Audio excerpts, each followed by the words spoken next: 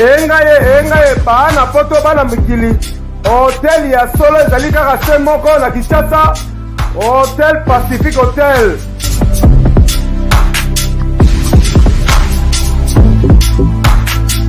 Ezali na balabala ya Kitoko Kabamba Wangata, précisément na avenue Luvungi numéro 146 na commune ya Kinshasa.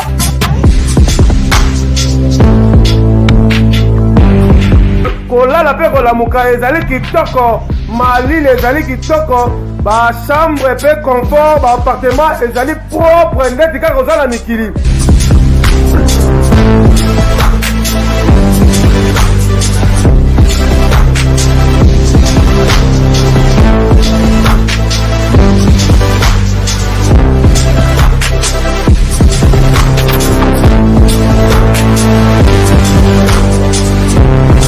Kuna kolia cuisine africaine, cuisine européenne.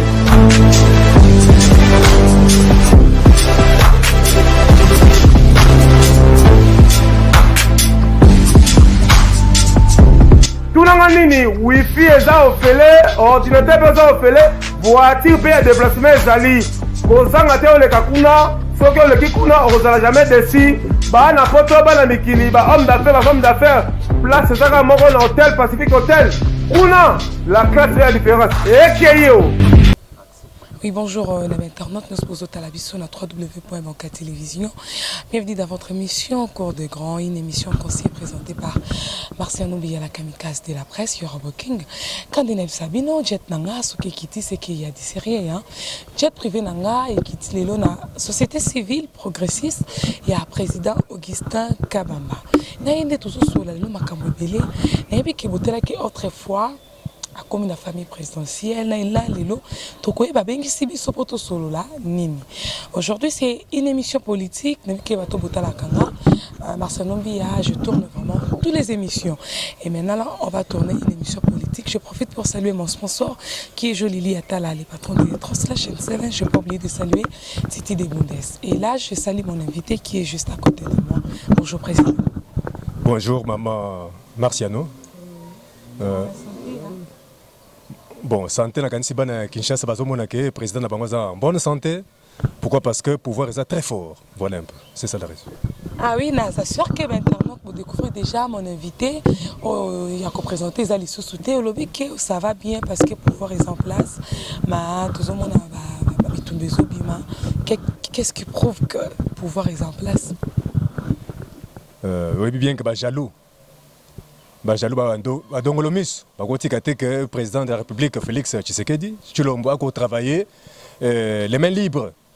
Balingite que investisseurs, bako se prendre en boka, ou ils allaient dans l'étude na paix pour investir dans boka. Il y a à chaque fois il faut tâtonner, est-ce que tu peux déranger, mais biso de bino. Si vous voulez nager rapidement dans les fleuves, biso tu peux apprendre bino comment nager dans les fleuves. Donc on a que le message est bien passé. Alors il ne faut pas provoquer le chef de l'État. Ce quand il y a encore quelque chose, comme ça tu peux soulever un dossier nyoso. On a un messa pour Nabino, comme ça pour qu'il banque, beaucoup de fleuve pour nager. Voilà un peu ce que nous allons répondre à ces gens. Merci. Ah oui, bien sûr que vos réponses est à président et à société civile progressiste.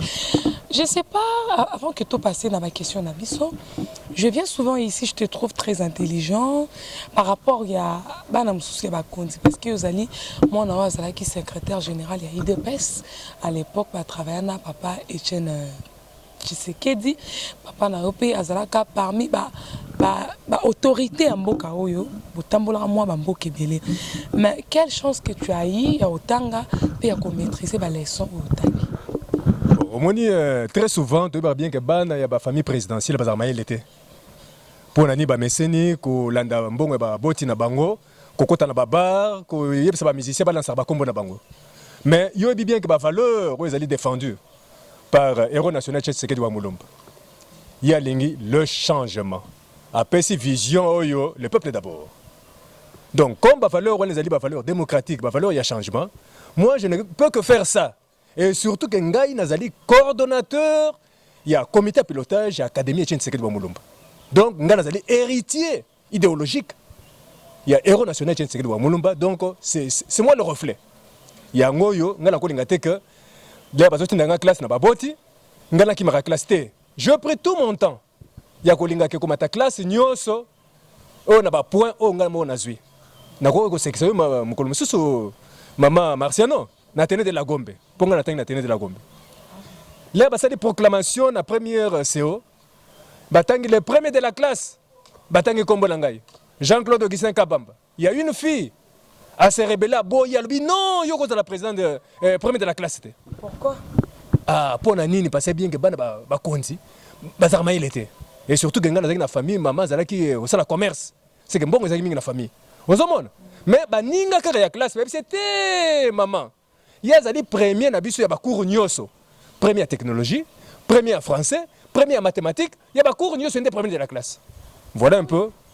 Na ma classe nangai na tang bela sérieusement depuis na bandi première secondaire tindeng na silisi j'ai toujours été parmi les trois premiers soit na premier de la classe T na deuxième T na troisième voilà un peu dans l'étape nangai kulinga olaxane ni parcours nangai donc ngana za te bana o ba matina classe atangité to epi place a wuti temba la moko ba pesi bulletin T ngai boki no vérifier na terrain de la Gombe pour monake na palmarès nangai za makambo na zokloba merci. Oui, bien sûr que bateau sur la banque à télévision. Vous comprendre que tout un président national et la société civile, tout le bien un peu le besoin intellectuel, n'ayez que intellectuel va découvrir qu'il y a plus d'aba œuvre naïe intellectuelle.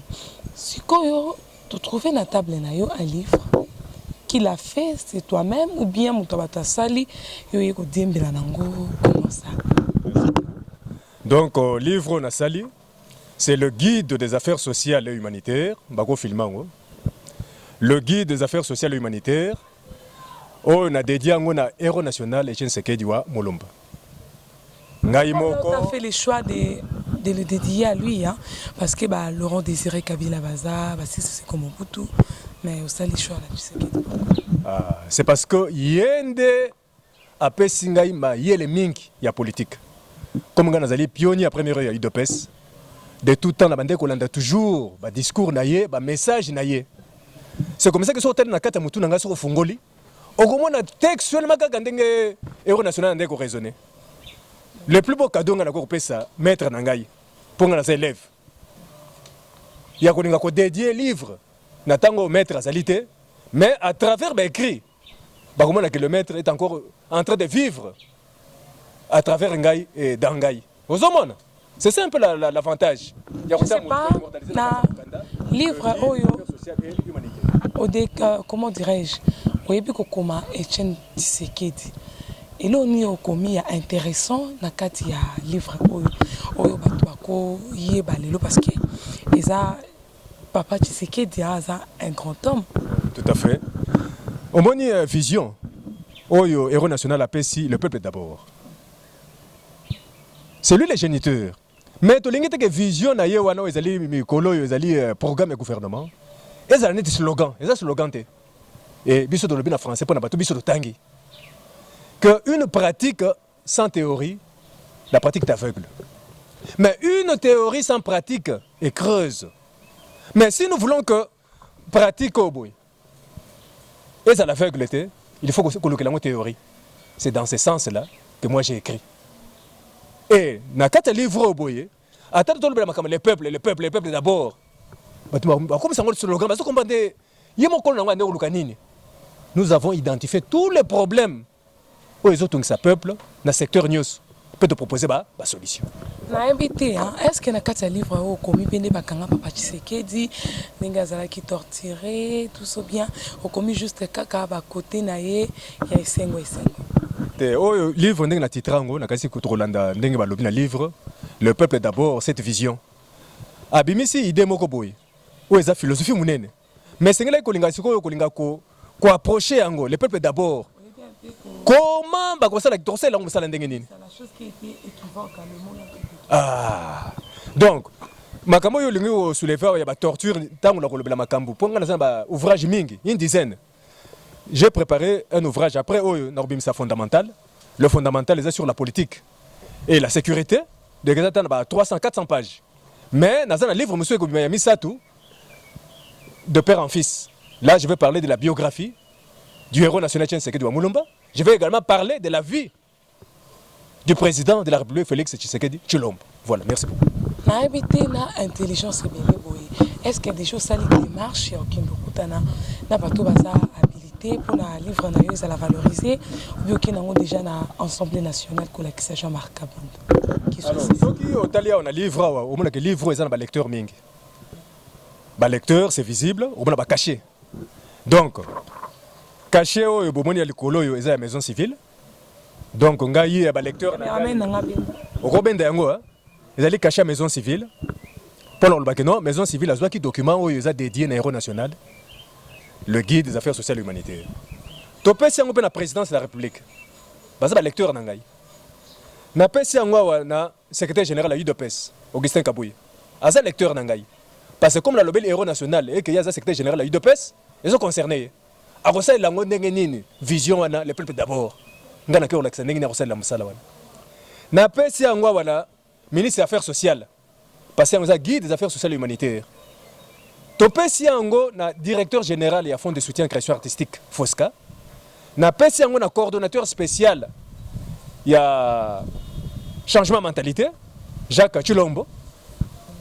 Na CCM kuna pour y patanga yango et finalement na kanisi na préface ya mukanda oyo ndenge comme na suka et que ça soit préfacé par maison civile parce que nous sommes membre de la famille présidentielle ou bien ministre des affaires sociales pour le makambo etali social et humanitaire.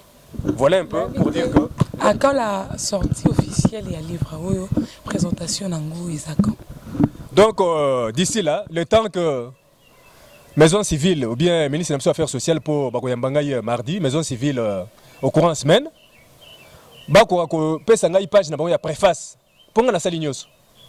Ba dédicace nyos menatiki première page à préface na maison civile a préfacé en tant que yem dazo gérer ba membre famille présidentielle pour la section na bana na bisope to sape na bana mayele ezaka te bo bana romela masanga te eza bana pe baza tangi classe o bako ko sala musala penza pour le soutenir président de la République Félix Tshisekedi Tshilombo. Voilà, merci beaucoup.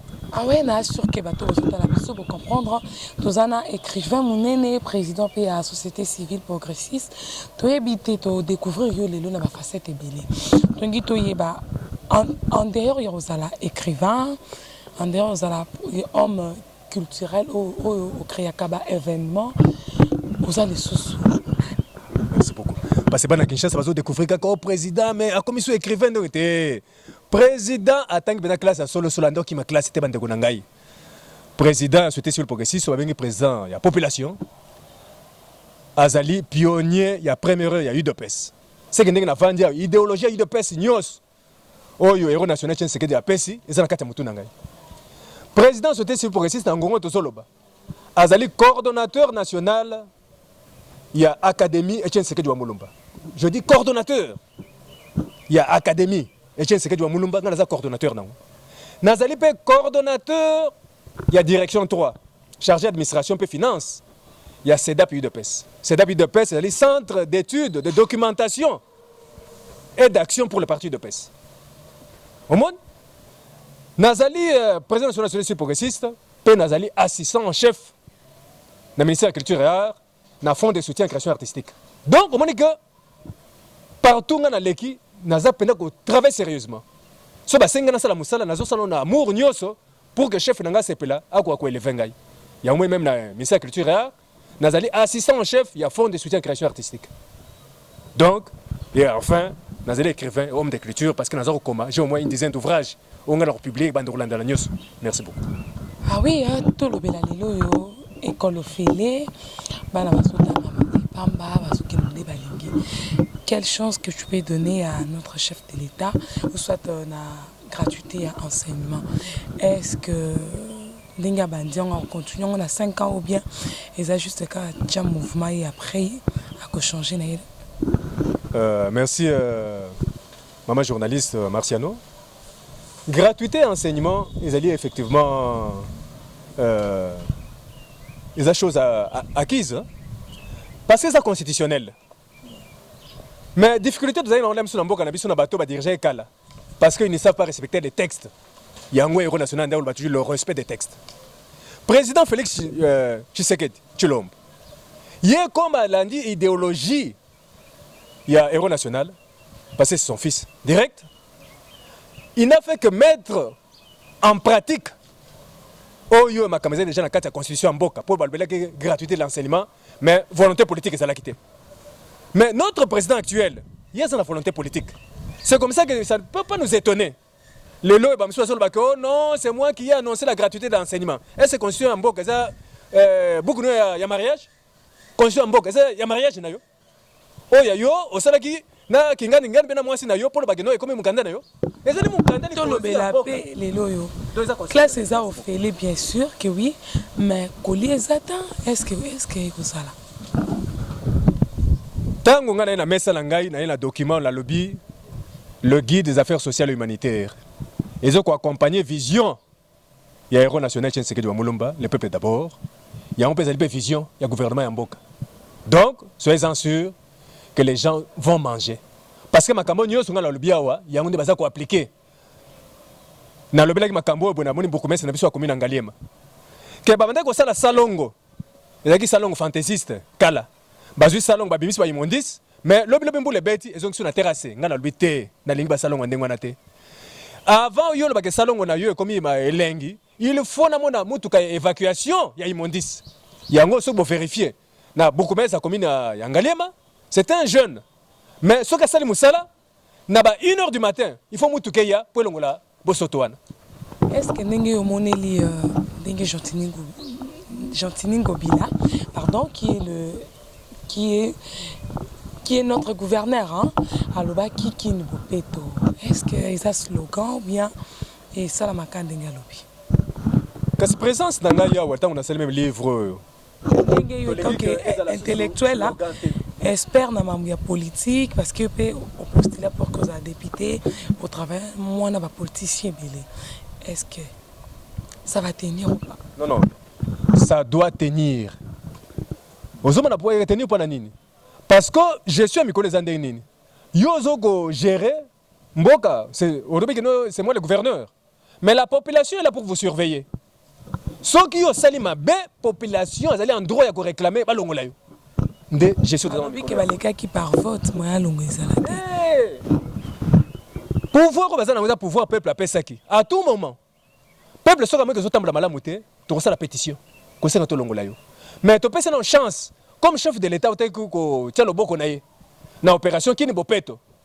Moi, je pense que Batunio soit là qui m'a bonné que Mukondamboka, l'onglet peut salité. Tu peux se faire autant mouké, 1 mois, 2 mois, tout en débat ça là. Mais Mukanda Oyo, na kasi Mutunio se fasse la nyos ba beaucoup mestre.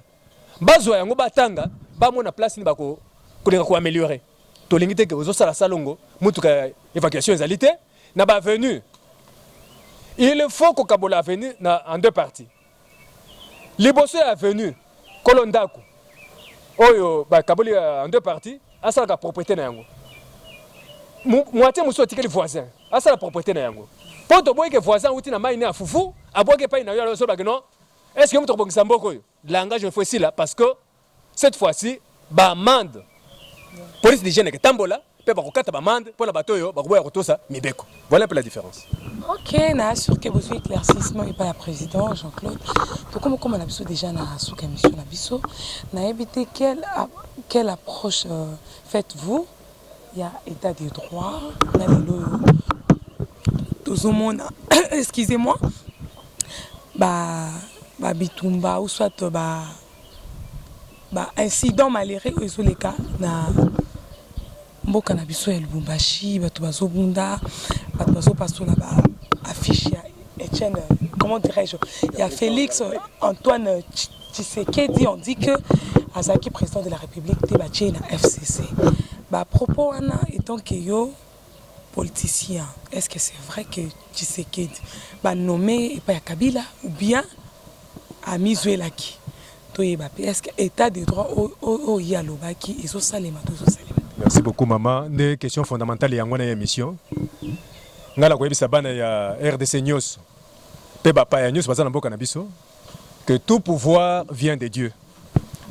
Soki nzamba poni ote yoko so pouvoir na mboka te.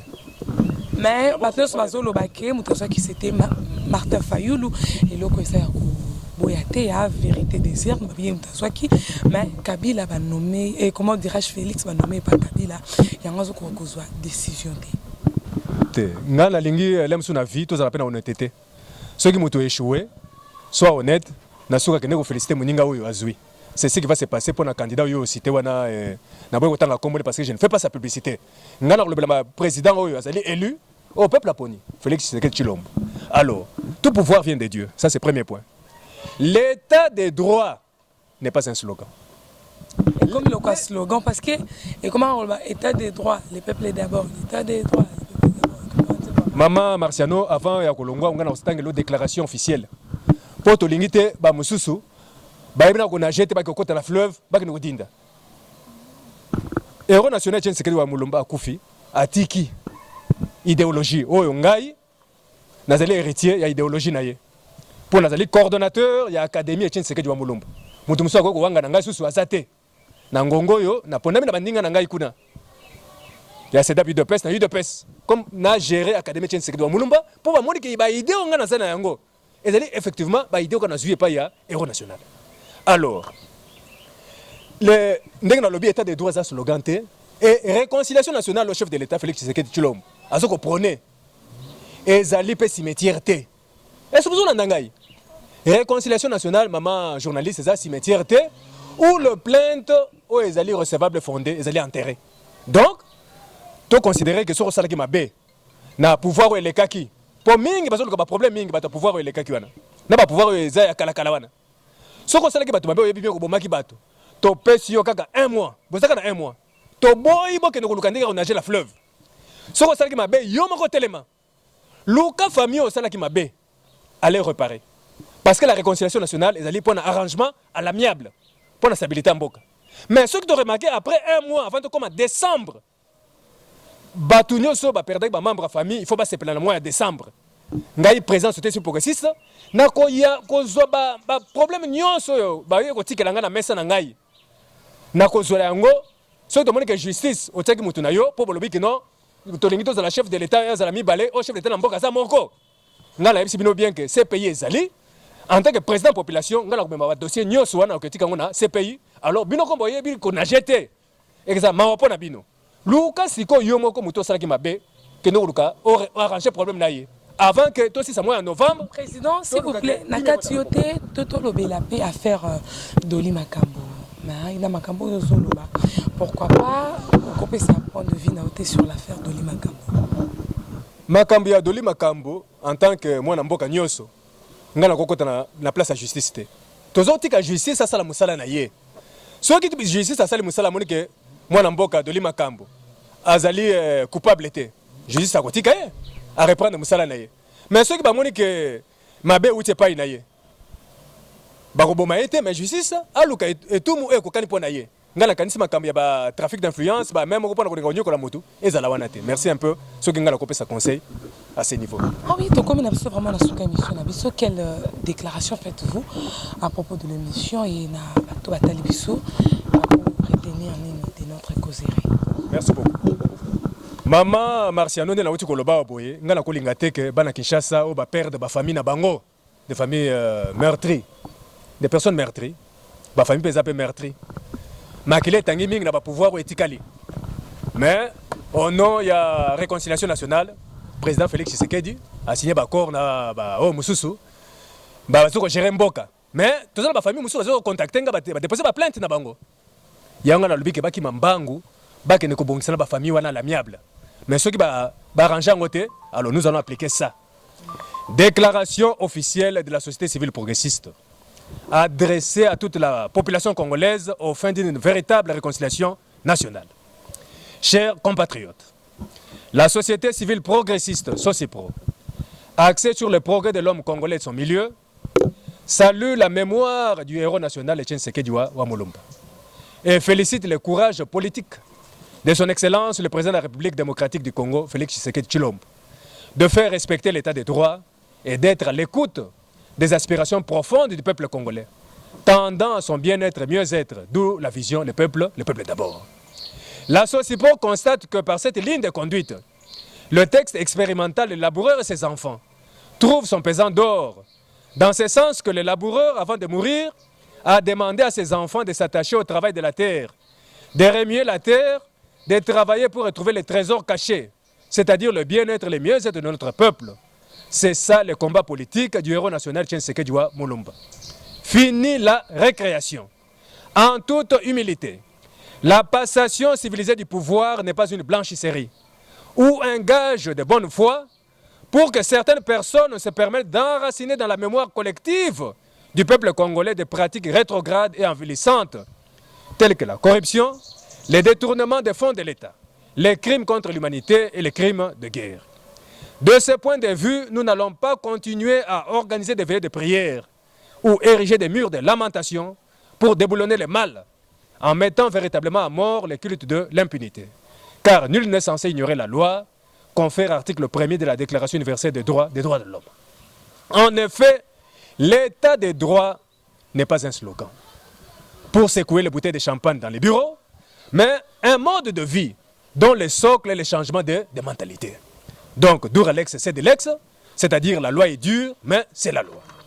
Chers compatriotes, la réconciliation nationale telle que voulue par le chef de l'État, Félix Tshisekedi Tshilombo, doit être perçue comme une occasion en or, un rendez-vous avec l'histoire accordé au peuple congolais pour stabiliser le pays en cimentant l'unité nationale par la restauration de la paix et l'autorité de l'État sur toute l'étendue de la République démocratique du Congo. Donc, au nom de la réconciliation nationale, les coupables sont prêts à être pardonnés à condition qu'ils les réparent à l'amiable les torts commis aux tierces. Dans cet ordre d'idées, les coupables ou les familles meurtries ne peuvent pas se sentir négligés ou se considérer oubliés, humiliés, s'ils veulent les réclamer afin de retrouver réparation. De ce point de vue, la réconciliation nationale est une bonne affaire car elle ouvre la voie à la réparation à l'amiable et non un cimetière où les plaintes et les preuves recevables et fondées sont enterrées. Par conséquent, comme il n'y a pas toujours dans les pays une commission de justice précoce de leurs enfants, ou être cher, ou autres faits socio-économiques, de déposer au siège de la société civile progressiste leurs plaintes, en y adjoignant toutes les preuves, afin de constituer au nom de la population congolaise une plainte collective pour chaque cas contre les auteurs directs, si le coupable n'arrive toujours pas à réparer leurs torts à l'amiable, malgré les différentes coalitions ou accords pour des violations flagrantes et massives des droits de l'homme, des crimes contre l'humanité, des crimes de guerre et enfin pour crimes économiques. C'est en faisant respecter l'état des droits, en amont et en aval, en faisant régner la justice qui élève une nation, que nous allons véritablement honorer la mémoire du héros national Tshisekedi Mulumba, le père de la démocratie congolaise. Vive la République démocratique du Congo, vive la société civile progressiste, vive la démocratie et l'état des droits. Je vous remercie. Merci beaucoup, vraiment bravo pour Nayo. Et Tokom Nasuka, on peut s'élever déjà pour mettre fin dans cette émission. J'ai dit un grand merci à mon caméraman, Sidé, et ça l'a vraiment bien, Sidé Namokikasi. Et Tokom Nasuka, quoi, tout est mis à drapeau, et ça l'a vraiment bien. Et merci Ming Nabatonio Subotala Kibiso, na Banca Télévision, et merci à Trona Pacho RFI, qui est le propriétaire du site. Et merci vraiment à Fanyo et Marcel Mbia. Je ne peux pas oublier de saluer Clara Kalombo, la crème des vandales. Et je fais aussi des gros bisous à mon fils Faustino, l'amour de maman, la joie des mamans. Naïb était président, un mot de la fin. Est-ce que le dossier à papa va répondre à qui? La maison civile, parce qu'il y a charge ou pas? Non, côté on a problème, égalité. D'abord, on a remercié Papa Nabiso Gérard Mulumba, place à la maison civile, parce qu'on nous a identifiés, nous sommes reconnus tous grâce à Papa Stéphane Kabamba, qui est ancien secrétaire particulier à Héros National Tshisekedi, comme étant membre de la famille présidentielle. Officiellement, dans Koloba, parce que remise reprise, où il y a Papa Nangai, tout ça, là, on a maison civile. À qui Koloba qui était Ngai, comme la Servaki Héros National, n'a pas de attaque au âge, il est Kingai, comme il a 85 ans, affaibli par l'âge, le poids de l'âge. N'a pas si le moins Nangai, Kabamba Chiombo, Jean-Claude, Kabamba Mwalaba. Oh, il a remplacé valablement, à soutenir le président Félix Tshisekedi Tshilombo. Donc, on a remercié Papa Monseigneur, Place Azali et Batunyoso, directeur du cabinet de la maison civile, professeur Jonas, Batunyoso. Combien d'agents il y a maison civile? Nazali agenté, mais Nazali membre de la famille présidentielle. Mais Nazali n'a pas fonction, Nazali Sala, Nazali coordonnateur, il y a l'Académie et Tshisekedi Mulumba. Donc, il faut la membre famille présidentielle. Voilà un peu la différence. Ah oui, merci vraiment de qui disponible dans les émissions Cours d'écran. Et merci vraiment à site caméraman Nabiso, Nabiso vraiment bien. Moi, on est tous un drapeau Nabiso Yamboka. Et c'est vraiment bien quoi. Merci Nabino Nyos Botala qui sont dans Banca Télévision. Et merci à 3 jours Lili Atala, les patrons de Translation 7. J'ai dit aussi un bon séjour à Kinshasa, à Songongo, je te salue. Je salue aussi à Begandongo, le meilleur de tous les temps. Je ne peux pas oublier aussi de saluer à Titi de Bundes, zone déjà Allemagne, dès la 23 mois à Kin, en Zulucable toujours. Et ça nous vraiment bien, je te salue. Je salue aussi César Ilenda, a déjà des retours en Belgique, ma beauté non vraiment. Et quelques dédicaces, dans va suivre à Bissona, à Banca Télévision. Merci maman Marciano. Na kanisi tobando kene vers la fin de l'année. Na ko anticiper. Ko senga ke bana Kinshasa, bana RDC. Basa la confiance. Le président de la République Félix Tshisekedi Tshilombo. Yende Mutunzamba Ponaki. Nous avons perdu Moïse. Mais tout le monde dans la Bible que Josué était venu. C'était dans les plans de Dieu. Pour nous, le président Félix Josué a remplacé Moïse. La population a la confiance dans Josué. Donc, la Kanisi, terre promise.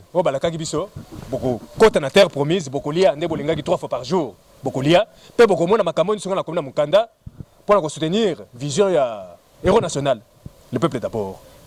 Le guide des affaires sociales et humanitaires, nous sommes les populations lingi, ils ont kata Mukanda. Merci beaucoup. Merci énormément de qui disponible aux gens ma dédicace. Je salue Pape Théo Mukendi, la patoche, Pape Théo Mukendi. Je ne peux pas oublier de saluer qui sont Bambote, vraiment bientôt la tapis vert. Malheureusement, je ne suis pas en vert. Tapis vert Kalamingité, na Katia Bruxelles et ça la bien, qui sont. Je salue aussi Choubex, na Katia Canada, Choubex, Bambote. Bon s'abonner bien à Banca TV et ça la bien. J'ai dédié cette émission à Jolili Atala, les patrons de Translation 7. Bye bye à la prochaine. Donc, Balasima n'a invité Moussous. Qui ceux qui m'a actualité Zali pour la présidente de la société civile. Donc, qui t'a vraiment pour nous résoudre la bino actualité à bon fort. D'abord aussi c'est la question comme ça on va peut tourner lupangu na ngai. Tout le monde peut voiture na yo, tu es bien véhiculé. Na comprendre que na moni que chef de l'État koyo état des droits fouti hein. Oui tout à fait. Moussa Tozo Sala chef de l'État kanisi. Moi na nyoso ya mboka. O amoni kazali capable ya ko soutenir chef de l'État. Ya ko pesa maele na ye. Aya na expertise na ye. Omoni na bandika ka mukie. Ya ngwa momoni na liboso mutuko ya couleur ya rouge. Les œuvres parlent. Ozomon. Donc à la mingi testant bomona ya mwindu. Boka mwate pour passer zali musala ndezo salam. Musala ele kama maloba ne belé. Voilà un peu d'idéologie à travailler na biso. Merci vraiment Nando Zaki disponible dans les canaux émissions Cours des Grands et merci Ming Nassid na caméra et merci na votre soutien à biso. Bon s'abonner belé na Banca TV et ça n'a bientôt pour toucher la sur ma vue et ça n'a vraiment pas casse. Bye bye à la prochaine. Donc dans la semaine invité je salue Riziboula l'été na dit titre. J'ai pas oublié de saluer hein, Yves Massani, Bambote Nayo et Jolili Atala en chair et en os. Bye.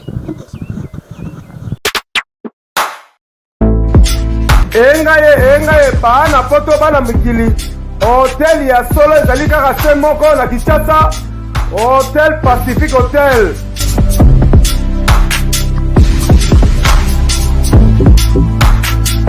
Ezali na balabala ya kitoko Kabamba Wangata précisément na avenue Luvungi numéro 146 na commune ya Kinshasa.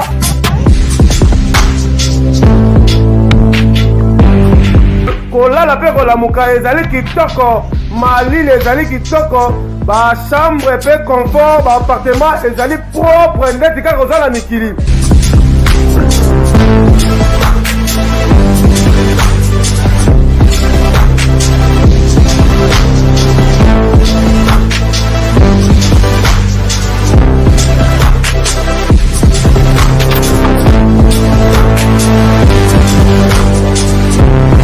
Kuna kolia cuisine africaine et cuisine européenne.